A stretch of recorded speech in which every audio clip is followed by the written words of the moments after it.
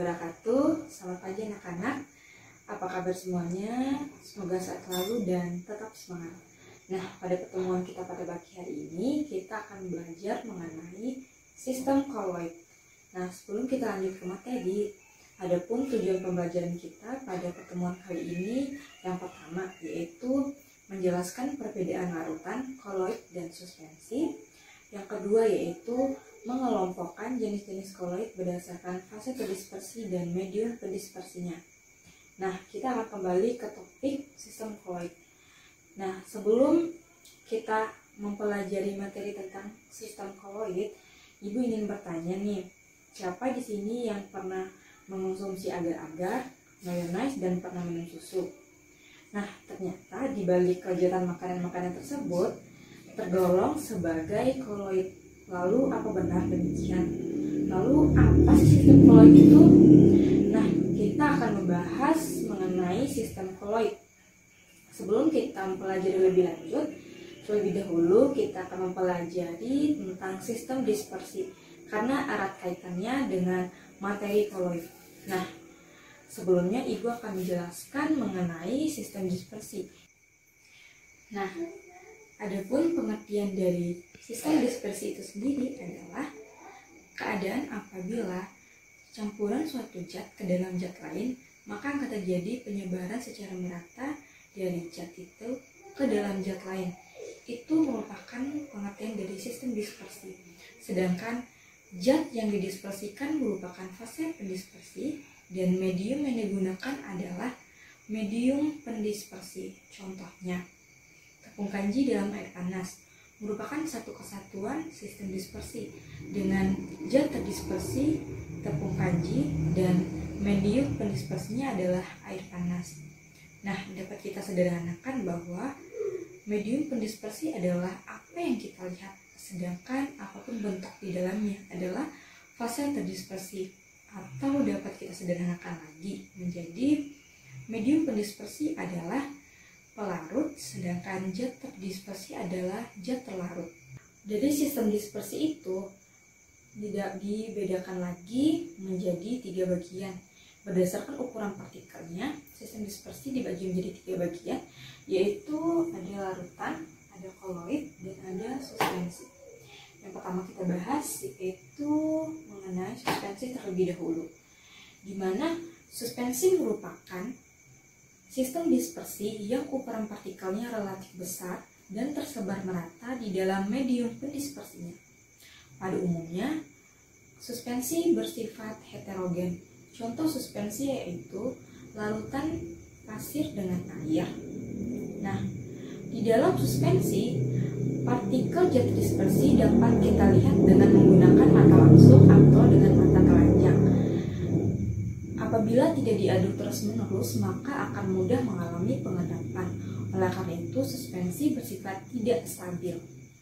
Nah, semakin besar partikel zat terdispersi, maka akan semakin besar juga pengendapannya atau semakin cepat juga pengendapannya. Selain itu, suspensi juga mudah disaring dengan menggunakan kertas saring atau mudah dilakukan penyaringan karena ukuran-ukuran partikel suspensi yang relatif besar. Oleh karena itu mudah tertinggal di dalam kertas saring. Contoh suspensi antara lain yaitu larutan kopi dengan air sungai yang keruh, dan larutan pasir dengan air atau campuran pasir dengan air. Nah, yang kedua yaitu kita akan membahas mengenai larutan. Sebelum kita membahas mengenai koloid, larutan merupakan sistem dispersi yang ukuran partikelnya sangat kecil dan tidak dapat diamati atau tidak dapat dibedakan antara zat terdispersi dan medium pendispersinya walaupun menggunakan mikroskop ultra. Larutan bersifat homogen karena ukuran partikel terdispersinya sangat kecil berupa ion-ion atau molekul yang suka dipisahkan melalui penyaringan. Contoh larutan yaitu larutan garam, larutan gula. Kemudian kita akan membahas yang terakhir yaitu koloid. Koloid pertama kali ditemukan oleh Thomas Graham pada tahun 1861. Koloid berasal dari kata kolia yang berarti lem. Nah, jadi koloid ini terletak di antara larutan dan suspensi, di mana koloid merupakan sistem dispersi yang terletak antara larutan dan suspensi dengan ukuran partikel 1 nanometer hingga 100 nanometer. Nah, pada koloid dia memiliki sifat antara larutan dan suspensi, di mana sifat suspensi tadi bersifat heterogen dan larutan bersifat homogen. Jadi koloid memiliki sifat antara homogen dan heterogen. Adapun perbedaan dari ketiga sistem dispersi ini, kalau kita lihat ada tabel perbedaan. Dilihat dari beberapa parameter atau dari beberapa parameter di papan. Yang pertama yaitu ukuran partikel, yang kedua yaitu penampilan fisis, yang ketiga yaitu jumlah fasa, yang keempat kestabilan, yang kelima cara pemisahan. Yang pertama, berdasarkan ukuran partikel, di mana larutan memiliki ukuran partikel kurang dari 100 nanometer, sedangkan suspensi memiliki ukuran partikel lebih dari 100 nanometer, dan koloid berada di antara larutan dan suspensi, yaitu 1 hingga 100 nanometer. Nah, kemudian pada penampilan fisis, di mana larutan ini jernih karena larut dengan sempurna, kemudian tidak dapat diamati dengan mikroskop ultra karena ukuran partikel di larutan itu sangat kecil. Kemudian suspensi yaitu berwarna keruh atau penampilan fisisnya keruh, dapat diamati dengan mata langsung karena ukuran partikel dari suspensi sangat besar. Kemudian pada koloid terletak di antara larutan dan suspensi, oleh karena itu penampilan fisisnya itu keruh jernih, dan partikel terdispersi ini hanya dapat diamati dengan mikroskop ultra. Kemudian jumlah fasa. Pada jumlah fasa pada larutan yaitu homogen atau satu fasa. Kemudian pada suspensi bersifat heterogen, dan koloid terletak di antara homogen dan heterogen. Nah, kemudian kestabilan. Karena larutan itu larut dengan sempurna dan karena ukuran partikelnya kecil, maka dia relatif stabil.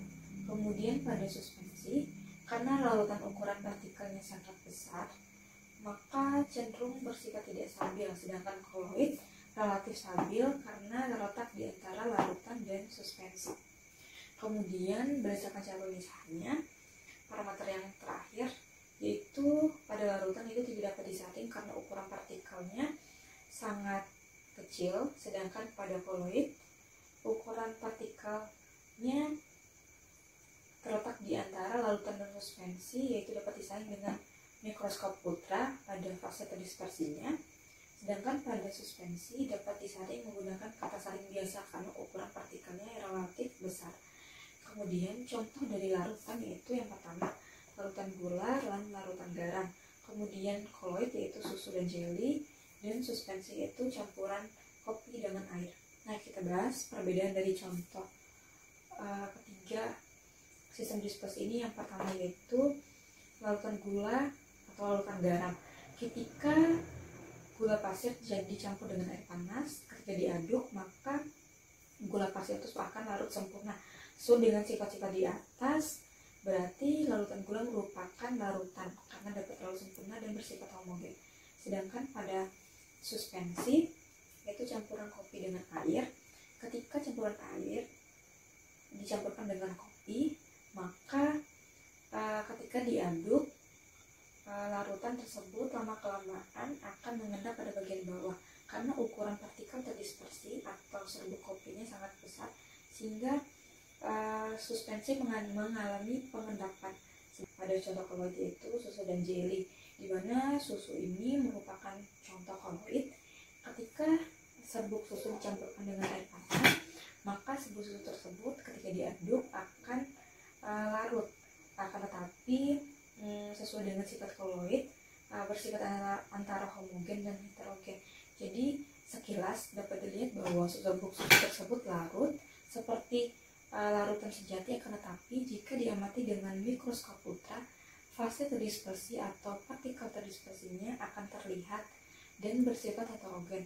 Oleh karena itu, koloid memiliki sifat antara homogen dan heterogen. Secara makroskopik dia bersifat homogen, akan tetapi jika diamati dengan mikroskop ultra maka dia akan bersifat heterogen. Nah, dari penjelasan di tabel tersebut dapat kita menarik kesimpulan bahwa ketiga sistem koloid ini memiliki perbedaan terlihat dari beberapa parameter ini.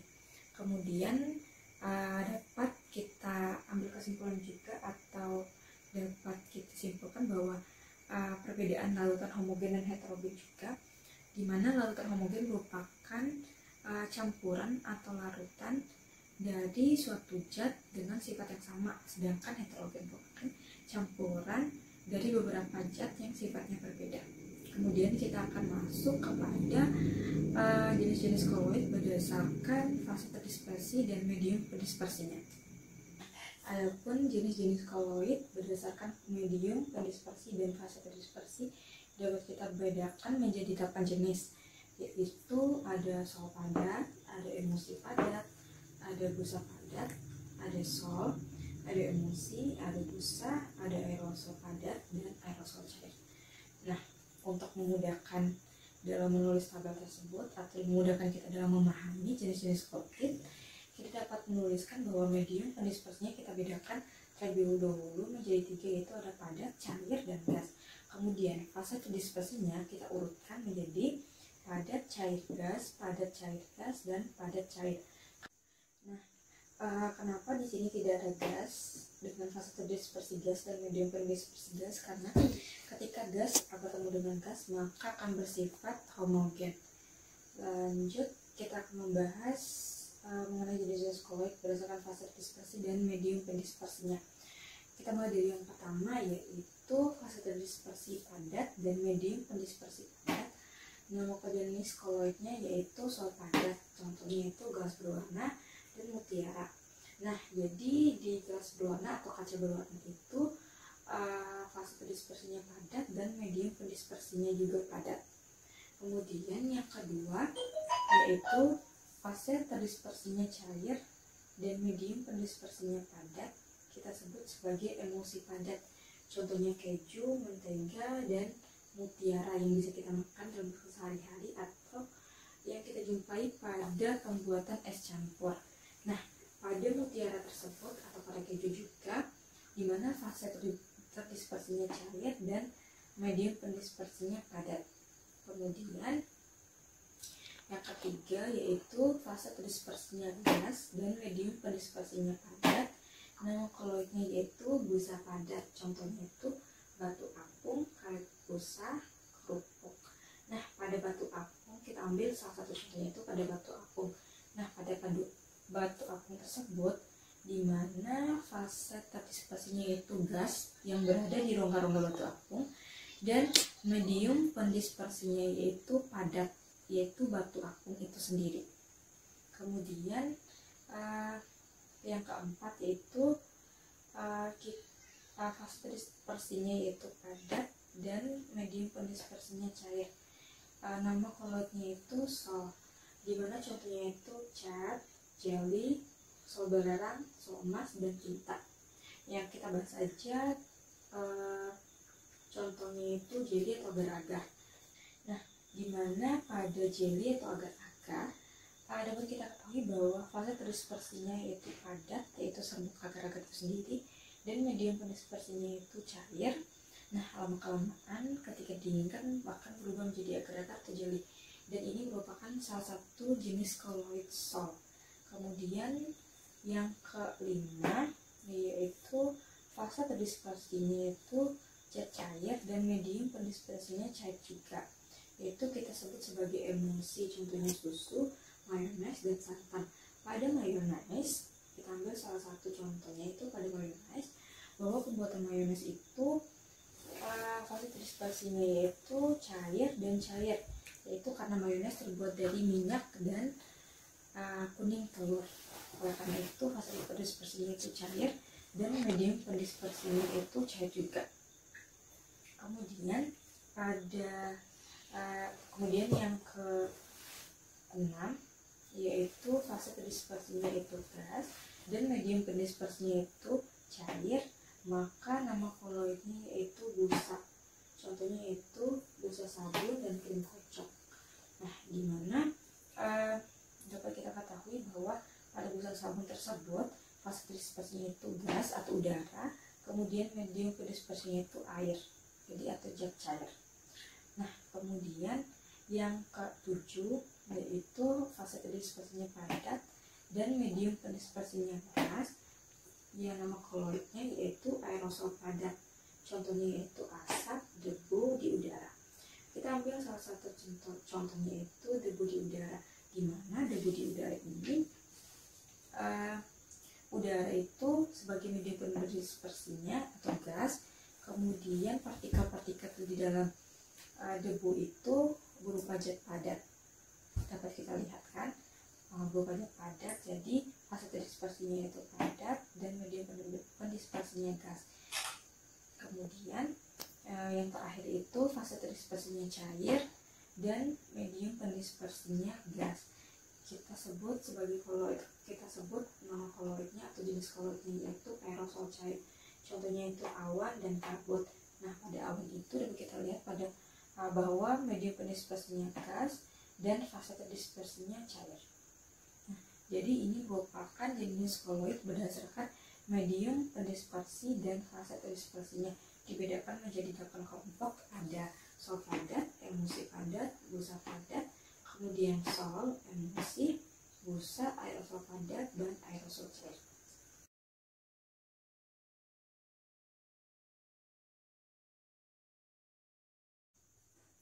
Nah, dapat disimpulkan berdasarkan penjelasan kita mengenai perbedaan larutan koloid dan suspensi, kemudian jenis-jenis koloid.